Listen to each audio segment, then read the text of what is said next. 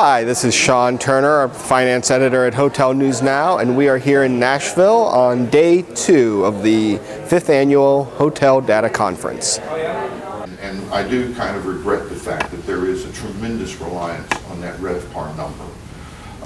And I do think over time, as information continues to flow and moving information around gets a lot more and more efficient, that we will kind of start shifting more and more the focus to not just necessarily the bottom line, but just additional data points. I mean, I know that's what everybody's thinking, oh my God, that's really what I need is more data. I think that's also another issue confronting our industry is the sheer volume of information that hits general managers today. I know the reports we churn out, the reports that other vendors in the industry turn out. There's reports going out from the brands themselves. It's absolutely amazing. But you look at it from our side too, because we're in the data business. We have data, we're absolutely drowning in this stuff. The key to figuring out how we go in the future is trying to understand and apply all that information, try and do something with all that data. Well, we had franchise representatives and lending representatives, and I think their focus on the new experiential designs that are going on in hotels is very exciting for all of us to be a part of as we watch a new guest arise over the next 5 to 10 years. So has the lodging industry recovered? I think we've heard a lot of evidence over the last couple of days. The answer to that's definitely true, record demand.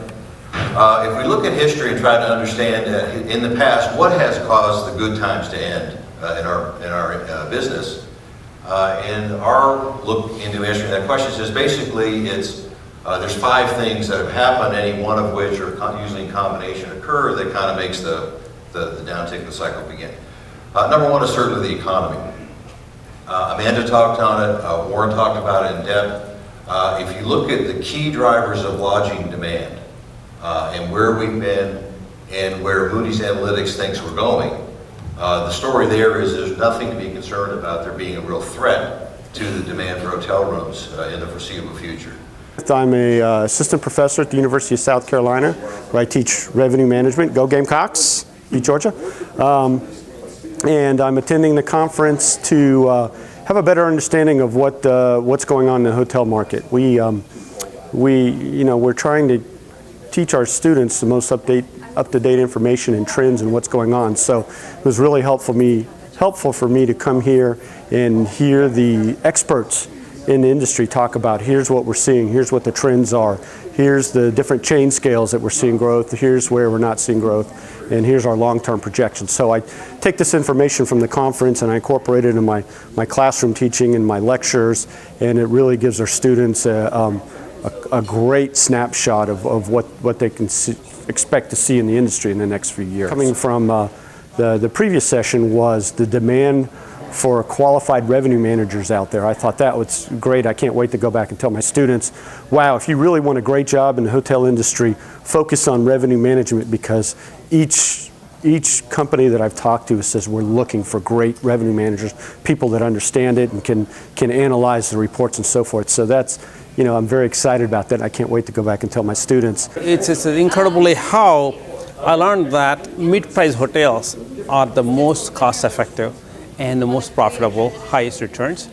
And when the country came out of recession, okay, and they came out of first with better ADR than the luxury and the economy.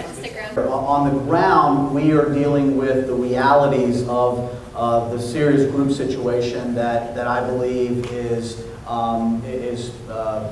something that is here to stay. And while we can argue whether or not is it because the groups are here, but it's a half day shorter in term, or they're just not spending as much in food and beverage as they were, or there's more intermediaries. All of that means that just structurally for our business, we believe that there is something that we have to pay attention to just going forward. Transient, as we all know, remains very robust. Our strategy went back to focused on fully transient dominated hotels